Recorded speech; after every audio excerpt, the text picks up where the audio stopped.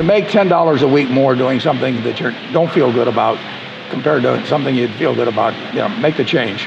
You can't say I'm going to suddenly become a terribly attractive person when I'm 60. It just doesn't work that way. So pick up the right habits now. The test isn't whether you get the greatest business idea in the world the first time out. The test is whether you keep learning as you go along what your strengths are.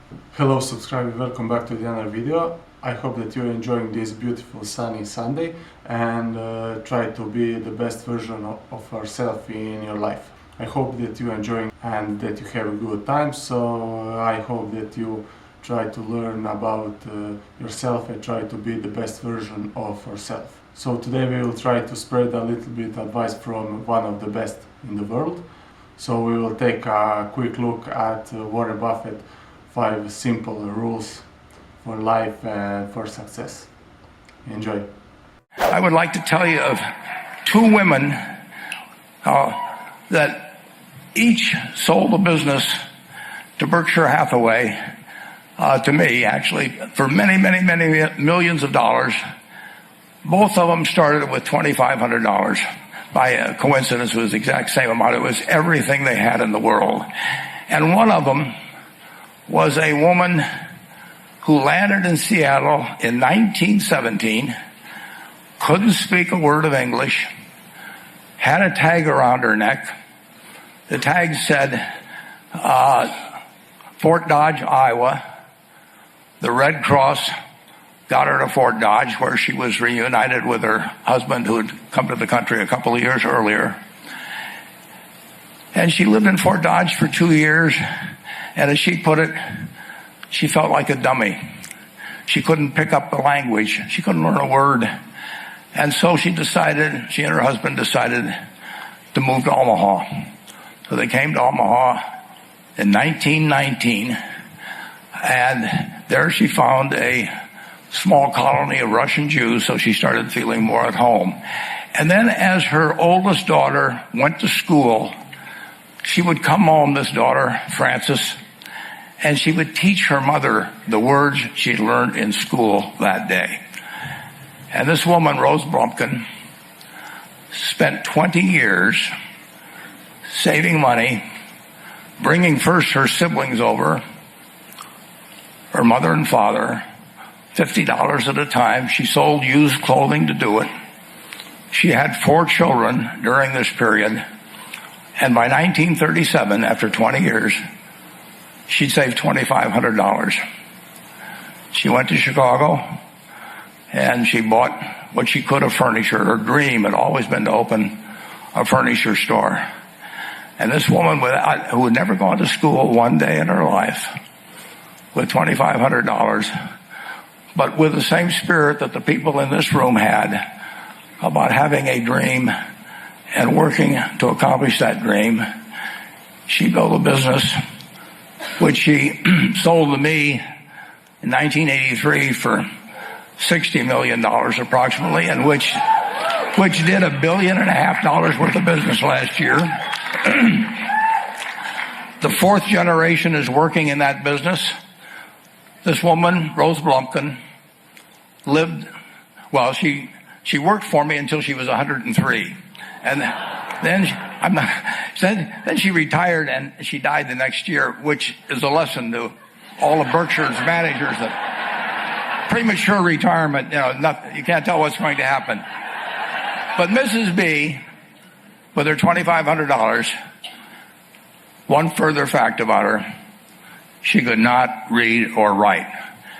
And she went into a furniture business, and she didn't bring anything unique in furniture, but she brought a determination to succeed. She knew she could outwork anyone else. She knew that she cared about her customers. She worked at very low gross margins, but she built this incredible business. Last week, 160 of them from Harvard and South Dakota State. I just tell them, try to find your passion. And, may not find it the first time, but, don't sleepwalk through life. Find something that you really enjoy doing if you can do it. And, not everybody's lucky enough to be able to find that, but it ought to be your goal. To make $10 a week more doing something that you don't feel good about compared to something you'd feel good about. Make the change. Bill said something that I thought was really interesting. He said, the thing you do obsessively between age 13 and 18, that's the thing you have the most chance of being world class at. Yeah. Bill said his one thing was coding. What was your one obsessive Well, thing? I was pretty interested in investments. No, Bill and I, his father, many years ago, right after we met, had us a group of about 20 write down on a sheet of paper one word that they thought accounted for their success. And Bill and I, who may have only met twice, didn't know what the other one was writing down. We both wrote down the same word, which was focus. And he was focused on software, I was focused on investments. And it gave me a big advantage to start very young. There's no question about it. If you look around you at the people you admire, they have certain qualities. I mean, you've got friends. Why do you like them? Generally, generally they have an upbeat attitude on life. Generally, they are generous people. They're humorous people. They're people that do more than their share. They're people that are thinking about something nice they can do for you. And all of those qualities attract you. And none of those are innate at birth. I mean, you can acquire those. And then there's other people that turn you off, and they have habits. They take credit for things they didn't do. They don't show up on time, whatever it may be. They're a little dishonest about things. And if you're looking at your life at a young age like you are, and you can choose what kind of a person you can be, why not be the person you admire rather than the person you can't stand? It's so simple. So just write down the qualities you like. Take your 5 best friends. Why do you like them? And just write down those qualities. And you will find there's no quality there that you can't have yourself. And similarly with the 5 people you can't stand to be around, put those things down that turn you off about those people. And if they turn you off about them, why should you possess them? It's so simple. It's not like something complicated that you think you should be learning with an advanced degree in school. It's not as complicated as investing in the stock market. No, but it's enormously important to have people work with you in life. Right. They're going to work with you in life if they like you. And they may occasionally, I mean, if you're in the Army or something, you may work for somebody that you don't like. But by and large, you're going to get the best out of people if they feel good about you. And it's just so easy, but you've got to develop the habits early, because you can't say I'm going to suddenly become a terribly attractive person when I'm 60. It just doesn't work that way. So pick up the right habits now. And I will guarantee you, if you actually just write down those qualities and think about it, you will find you can have every one of the attractive qualities, get rid of the ones that are negative, and your life will be different. Henry Ford, as you may know, failed twice before he started the Ford Motor Company in 1903. I mean, the test isn't whether you get the greatest business idea in the world the first time out. The test is whether you keep learning as you go along what your strengths are and what you can do for your customers, what you can bring especially to the party. And to do that, you need a genuine desire day in, day out to delight the customer.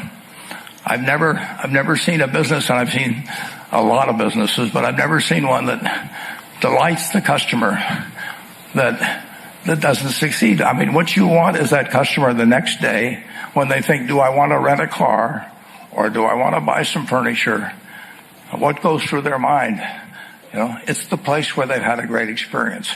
I don't know what I paid for this tie. Actually, probably if somebody gave it to me, but for the purposes of this speech, I will say I have no idea. But or the shirt I'm wearing, or this.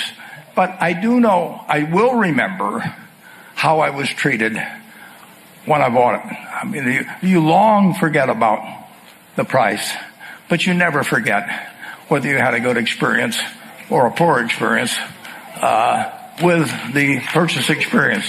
I should mention one thing about reading. It was at the library here at Columbia. That I wish I spent probably more time than any other student. I lived there practically. But I pulled the book out there, happened to be Who's Who in America, and it told me something about my professor, Benjamin Graham. And then I looked up, and I went to the library, and I said, I want to learn more about this because I learned this over here. Mm-hmm. That changed my whole life. We own Geico now because of that librarian directing me to some other book and then following through on that. It's the chance. I read about 1/5 the pace that Bill does, but I still spend 5 or 6 hours a day reading. I mean, it just, you can learn so much. I particularly love biography. Just to be able to live the lives of these people that have been so extraordinary, the lessons and the discouragements they face, just everything about it. So you can't get enough of reading. He is the only person who has ever, from scratch, built a company that is in the top 10 of the Fortune 500.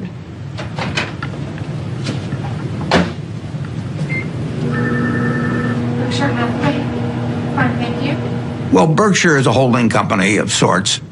It owns a large number of separate businesses that operate independently of each other and to a great extent from the parent company, Berkshire Hathaway.